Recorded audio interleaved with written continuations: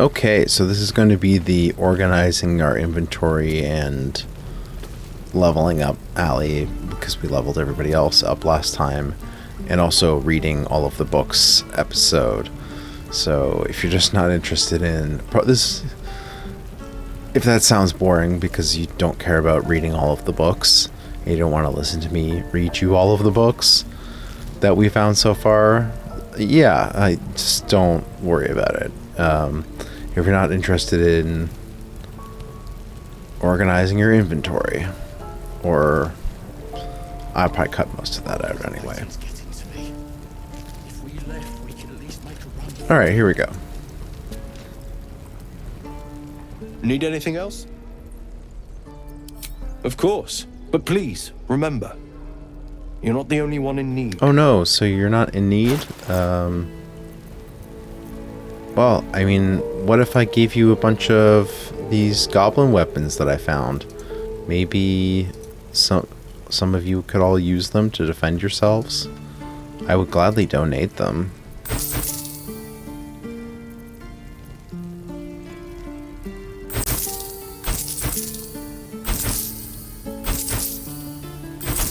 I guess I'm selling them to you.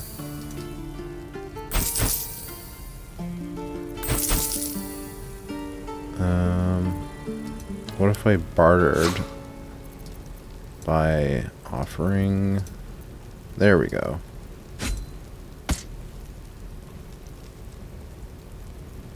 If I give you 100's worth?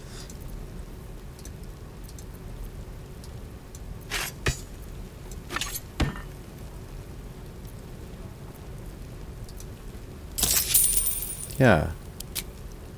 See, look at that. He likes us so much better now. What if I gave you a couple more things?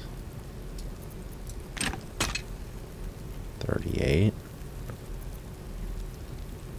Maybe one more. 50. Let's try that. Donate. Yeah, look, he likes us. Alright, so now we'll try settling $120 value. Gold, rather. Do we want our Warhammer back? I might miss it. I might already regret switching that out. Also, I want to keep the rapier. And what else? I want to get rid of these armors. This ugly hat can go too. And these other shields. We don't need those other shields. But the rest of this...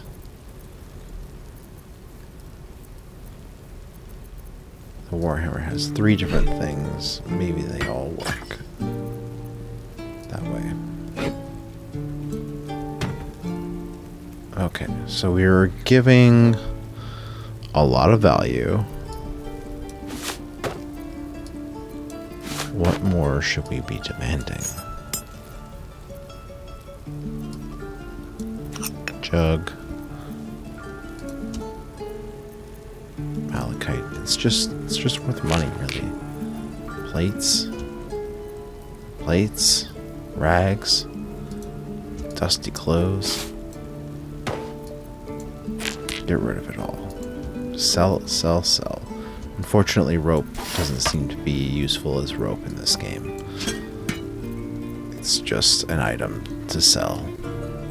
Same with bones. No cool necromancy that you can do with bones.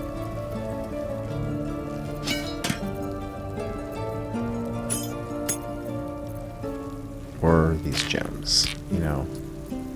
Nothing to it. Candles, those are actually kind of useful. I might actually keep those, because you can light stuff on fire with candles. Okay, so what can we get in return for all of these nice things? Oh, a rapier, a second rapier. I'm gonna hold on to that one too, actually. Barter. Fun. A loot. But we're not proficient in those. Oh no. I guess we should get rid of it, but I hold on to it for now. Sylvanus be with you. So when we level up enough, we might do some dual wielding. Let's go by weight again. With rapiers instead of short swords. So I'm going to just go ahead and put those over in Astarion's inventory right now, so we don't forget about that later maybe. Let's go put those things over here. These things over here too. This over there. And then let's give you these.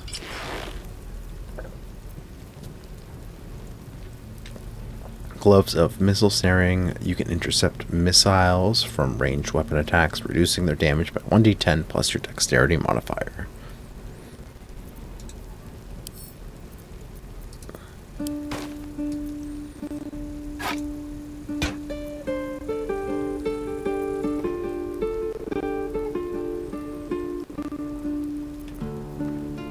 Okay. Couple more things just to get rid of real quick. Need anything else? Of course. But please, remember, you're not the only one in need.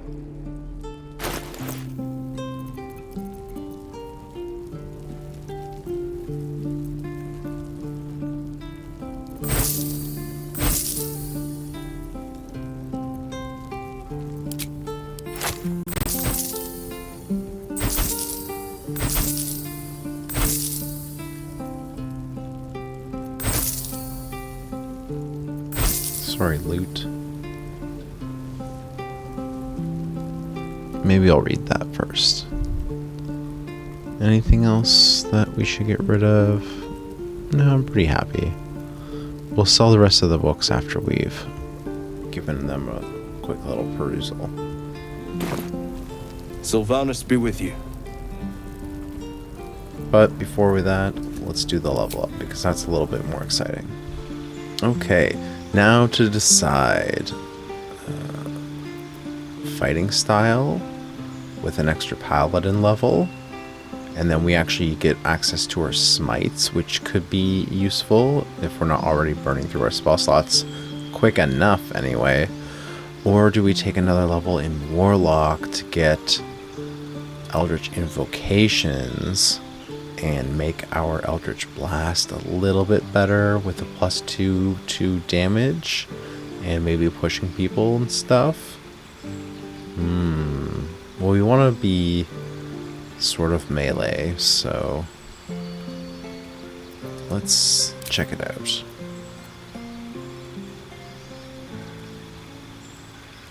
This is the real trick. I think we want to invest in our melee style because that's what we decided for, and the best way to do that is dueling, because that helps boost our damage to holding a shield. So if we're going to be sword and board style, that's the best way to go. And spells, do we want command? Compelled duel. I don't think we'll do that. I think we'll do gain 5 temporary hit points each turn for 10 turns. That could be interesting. So I'm learning as I go here, sort of. You know, I haven't like read or looked at tons of guides on Baldur's Gate 3 builds versus 5e builds. But, you know, we'll see how things go, and we'll kind of like build this up, and then I'll, you know, share my findings from actually playing it as opposed to just theorizing what sounds good. But I like Wrathful Smite because so if we check it out, being frightening your enemy means they can't move, and they also have disadvantage on their ability checks and attack rolls. So frightening people is pretty dope. So I think we'll keep that. Cure Wounds will be good to have on hand. And Bless is pretty good. I'm not sure if Shadowheart's going to be using Bless, but I don't think I'm going to be using Command. Shield of Faith would be cool, but it's concentration. And I already have Hex, which I've been trying to make work, but I keep having to make saving throws. So maybe Shield of Faith would have been more effective. But I'll take Bless, even though I don't think we're going to necessarily use it, because it's also a concentration. But we'll see how the battles go, and then if it makes sense to cast, or how many spell slots I have left either. That's a big thing.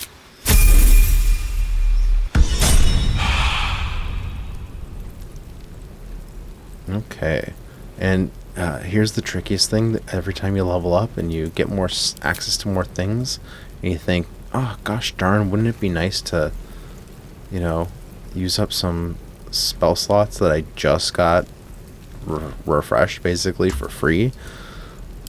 A long way to go. Like, look at all the spell slots I have now, and just from leveling up. So how delicious. You know, is it really even worth it to go take my long rest now? That's the tricky thing. So we'll see next episode if we actually go ahead and do that. But for now, this has just been a brief interlude in the series so far. Take a moment and catch our breath. So I hope you've been enjoying it, and I didn't bore you too much with our shopping trip and just re-gearing everybody. There wasn't really much to do in the end because I don't have a lot of cool gear or anything. I decided to go with the missile snaring gloves over any armor or something. I think the padded armor +1 for Asterion could have been a bit more clutch in hindsight, but you know, hey, we'll reduce some damage and we'll do our best here. Alright, so from here though, I'm going to be catching up on some reading. We've discovered all these fun books in our adventures so far, a lot of them from that crypt, and anything that we haven't read so far, we're gonna just go through a little perusal, and this can be your chill time ASMR type thing going on. I'll get a little bit closer to the mic for all of this, and yeah, I hope you've enjoyed watching. Alright, first up, it's the Shanties for the Bitch Queen. In my very first video, I played through and we did a little improv rendition of what these might be, but I'm not ready to sing again today. I think I'll leave it at that. Okay, I can't help it. Alright, you twisted my arm. Here we go. And we all row with the spray upon our necks, and we all row with the spray upon our backs, and we all row with the sea beneath our feet, and the bitch queen stays the storm. Alright, that was the first one. Now we'll just have to get into the groove. This one is: wave mother, lash us to the prow. Wave mother, we ask to sail your skirt if you'll allow. Wait, I'm not sure I'm getting the cadence right on that one. Wave mother, sink us if you will. Wave mother, our skulls are yours, with brine and sand to fill. Alright, well, there's one more. Souls away and anchor still, the wind won't move without the bitch queen's will. We'll wait gladly years and days till the bitch queen brings the waves. Hey ho, she told us so. Hey ho, she told us so.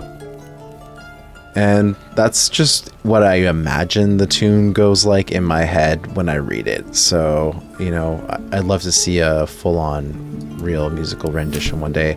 And I'll keep practicing because I go through these playthroughs. You know, that's the first book you pick up on the beach, basically. So here's the text, the meta text that we read actually previously. So we were going to skip that one because I already went through the whole thing. It was very, very interesting. Very good read, I have to say. Pretty cool. So go back and watch those other episodes if you're just skipping around. I don't know how you would end up here of all places first. This is probably like the most boring one I would imagine. So thanks for watching if you're watching, and chill in, and let's get back into it. Calm things down we'll get that ASMR thing I was talking about.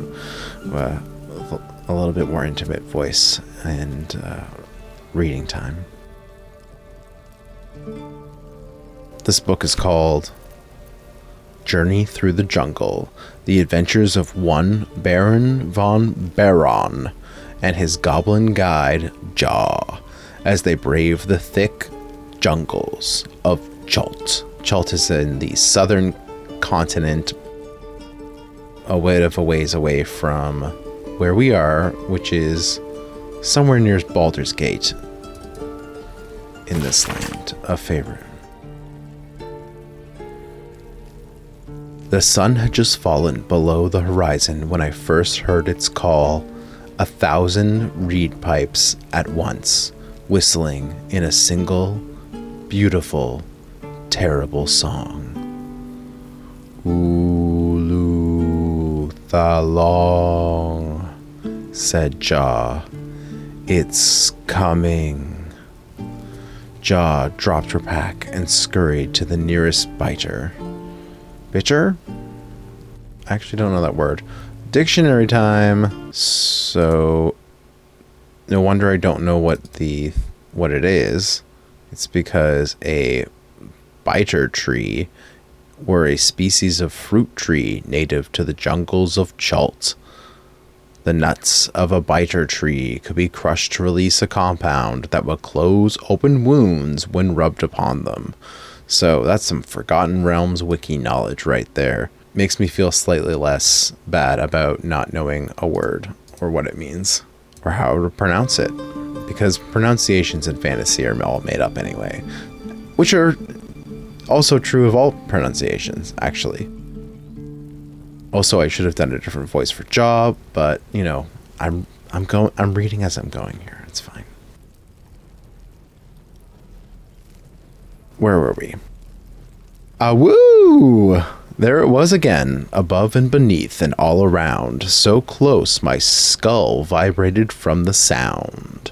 The ferns and foliage under me rippled and swayed. Jaw held a finger to her lips and demanded my silence, and in one motion it snatched her. A vine? A tentacle? It hardly mattered. The hunter had found its prey. Jaw's screams swelled, then faded as Ulu Thalong dragged her away. I leapt down to give chase, but the creature left no mark behind.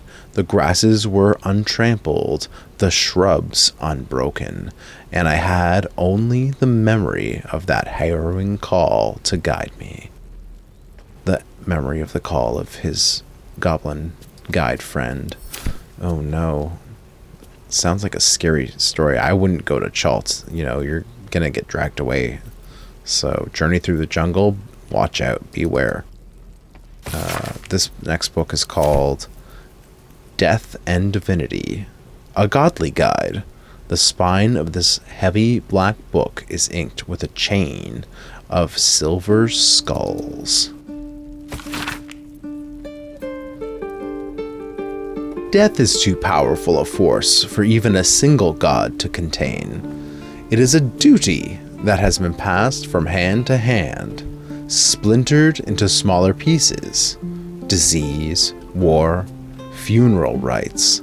But there must always be an overseer of the cycle as life falls away. For countless aeons, it was Jurgal, the lord of the end of everything, presided over mortality with his unblinking stare, until even he grew weary. You'll recall Jurgal was the old undead man that will eventually meet and become known as Withers. Spoilers, I guess. Was in the Temple of Jurgal, as Gale identified for us in that session, and might just be the actual dude. So we're learning some history here too. So Jurgal grew weary.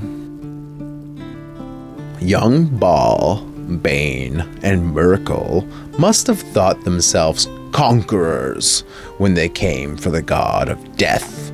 Yet he used their ambitions to free himself.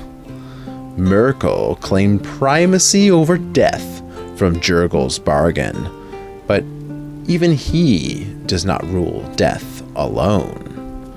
What is murder if not the most violent of deaths, seized by Baal and his incessant greed? What need would there be for noble Kelemvor to judge passing souls if one deity could hold the entire process? Even gods can die after all. Those who worship death should remember that above all else. Ooh, ominous. The Unclaimed, that was the book we actually read at the time. It sounds like the Lady of Loss is not the type of person that you want to get forgotten by, or maybe even get into in the first place. Well, don't do drugs, kids. The Mortal View, eyewitness accounts of the Baal spawn crisis. This is a mass-produced book that has a cheap imitation of Baal's symbol stamped onto the cover. So we were just reading about Baal in the last book, and now we're getting an eyewitness account of Baal spawn. And if you know your history of Baldur's Gate, Forgotten Realms, Faerun, you know a thing or two about Baal, Merkel, Bane, and Baal spawn in particular. In fact, the earlier Baldur's Gate games were actually about some of those goings-ons that we might be reading here. So let's find out what this book says. The guild seal on the inside of the cover belongs to a printmaking collective in Baldur's Gate. Of course I remember. Knew the second that girl walked that she'd be trouble. Little thief, always in everyone's business. And that ward of Gorion went right along with her. No surprise, a wicked god's blood was running in their veins, says Anonymous from Candlekeep. Sarevok and his lot are always the first ones that come to mind. You know, this all started with a bit of iron in Nashkel. Everyone thought their weapons would rot out of their hands. Back then, I thought the problem was bad trade. Never took the man for a son of Baal, says an Omnian mercenary interviewed on his deathbed. So Amen is actually a place that is in the south of Baldur's Gate, and was, if I'm getting my geography correct, I could be mixing it up, but I think it's to the south. And they had a rivalry, and there was like kind of a war sort of thing, but they made peace. But there was, they were getting shipments of iron from Amen, and there was, it was a kind of a big deal that this trade was going bad at the time. It's all part of Baldur's Gate 1's plot. So, next entry says, "You dare speak that name to me? My mistress was turned to ash fighting those forsaken wretches. I curse Baal, I curse Cyrenicus, and I curse you," says a hostile vampire in the Athkatla slums. That's a reference from Baldur's Gate 1-2, and I'll continue on. "The 5 tore tether to pieces. I don't think anyone expected more Baal spawn showing up would fix the war that a pack of them started. Then again, they were all inclined to killing each other, eh? Good riddance. Here's hoping every last one of them has been wiped off the face of Faerun," says a Saradouche merchant, retired. And some last entry here. "I'm not authorized to be talking about murder with someone like you. Take it up with the Sea Tower if you want to argue. But honestly, who cares if a Baal spawn got it stuck to him? Their father's the killing type after all," says Flaming Fist Gauntlet, Baldur's Gate. And several hundred more interviews follow, most of them terse. The Curse of the Vampire, an ancient text written on dry, cracking paper. Its cover is inscribed with every holy symbol you've ever seen, and even some that you haven't. It says, "Hearken close and beware the vampire. Beware its cold beauty. Beware its charm. Beware its curse. Above all, beware the pale noble, for the vampire cannot bear to be of the common folk. How doth one protect from the beast? Walk not in blackest night, for the vampire loves these nights more than any other. If you must, you do so by the light of the moon, and do take care. Carry the blessings and marks of your God at all times. But remember, your home is a fortress, if protected well. If you hear a knock in the night, be wary. Let no stranger into your home. If it be a friend, look upon them. Do you find them pallid and wan? See you any mark upon their neck? See you any dirt upon their clothes? Unless their need is great, turn away all but the most trusted. And if the beast finds a way into your home, flee. Leave love and family behind. You will not save them if you fight. You will not see them again, but they will see you, pale and smiling, calling them into the night. Ooh, the vampire is so spooky. The Harper's Map, we looked at this one already about the cache back when we found it, and the Harper's Notebook too. We took a little look through that about some local Saloonite sacrilege. So the last book what we have is just our Paladin Oath, which we've read once or twice in this series already. And there you go, book's done. That was fast and easy. Thanks for watching if you watched, and I hope you enjoyed my off-the-cuff sight read voiced narrations that I made up, because that's the kind of chill time, talking stream, playing the game, roleplay thing this is all about. So if you enjoy this kind of content, let me know in the comments. Let me know what you like or don't like. It's fine.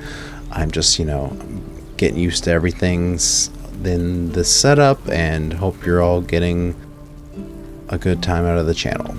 All right, we'll see you next time.